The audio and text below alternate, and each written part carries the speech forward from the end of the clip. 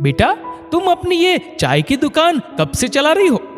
सड़क किनारे चाय की छोटी सी दुकान पर एक प्याली चाय पीने अपनी कार से नीचे उतरे नीरज जी ने चाय की दुकान चला रही 19-20 वर्षीय उस लड़की की फुर्ती देखते हुए उससे पूछ लिया, अंकल, पिछले 2 महीने से दुकान मैं ही चला रही हूं। इससे पहले कौन चलाता था? जी, मेरे पिताजी। उबलती चाय के पतीले में शक्कर मिलाती नीरू ने मुस्कुराते हुए बताया।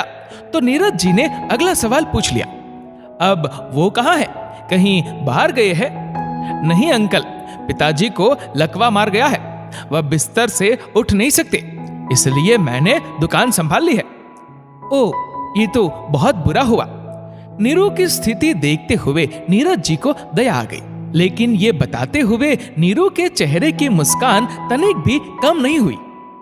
अभी सब कुछ ठीक है अंकल, पिताजी अब धीरे धीरे स्वस्थ हो रहे हैं।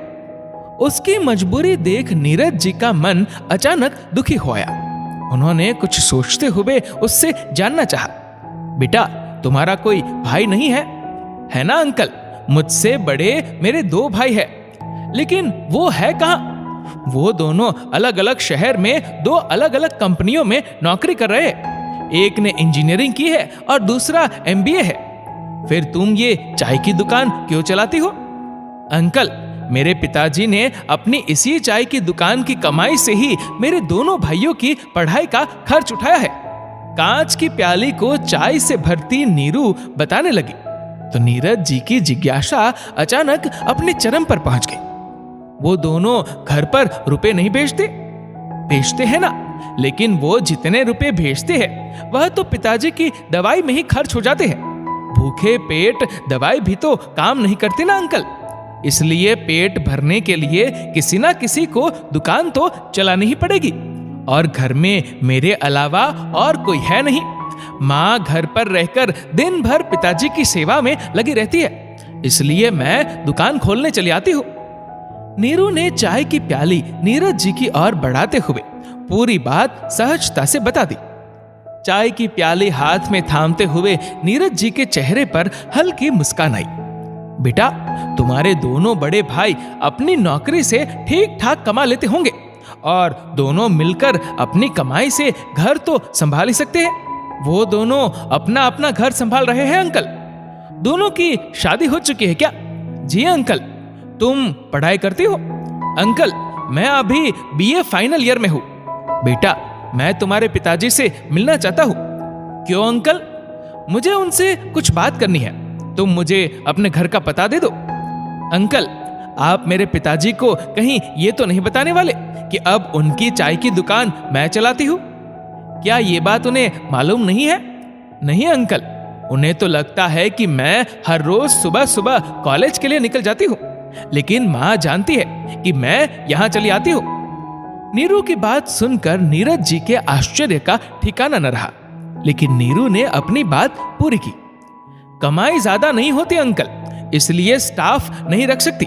चाय बनाने से लेकर पतीला धोने तक का काम मैं खुद ही करती हूँ। ये सब कुछ बताती नीरू के चेहरे पर नीरज जी को कोई शिकन नजर नहीं आई। बेटा, तुम पढ़ी लिखी हो, इसलिए एक बात पूछना चाहता हूँ। जी अंकल, पूछिए। क्या तुम नौकरी करना चाहोगी? नौकरी? कौन देगा मुझे नौकरी? बेटा, मैं एक फाइनेंस कंपनी का मालिक हूँ। मेरी कंपनी में मैनेजर का पद खाली है, तुम चाहो तो ज्वाइन कर सकती हो। सैलरी जो तुम चाहो। नीरू की हामी का इंतजार करते नीरज जी ने एक भरपूर नजर उसके चेहरे पर डाली तो उन्हें ऐसा महसूस हुआ जैसे वह कुछ सोच रही है। क्या सोच रही हो बेटा? अंकल, मैं नौकरी नहीं कर सकती। क्यों?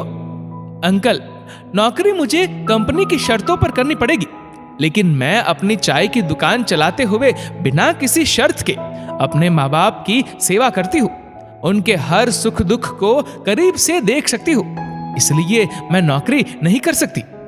हाथ में थामी चाय की प्याली से पहला घूंट लेते हुए नीरज जी को अचानक ऐसा महसूस हुआ मानो आज एक बेटी ने बेटों को मात दे दी हो।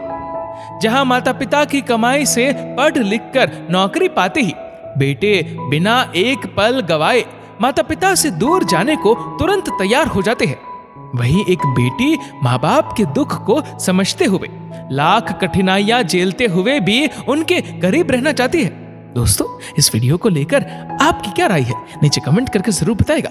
और अगर आपको ये वीडियो अच्छा लगा हो तो इस वीडियो को लाइक करेगा, शेयर करेगा ज्यादा से ज्यादा लोगों तक, और ऐसे ही और भी इंस्पिरेशनल वीडियोस के लिए सब्सक्राइब करें हमारे यूट्यूब चैनल को और फेसबुक पर फॉलो करें हमारे पेज को। धन्यवाद।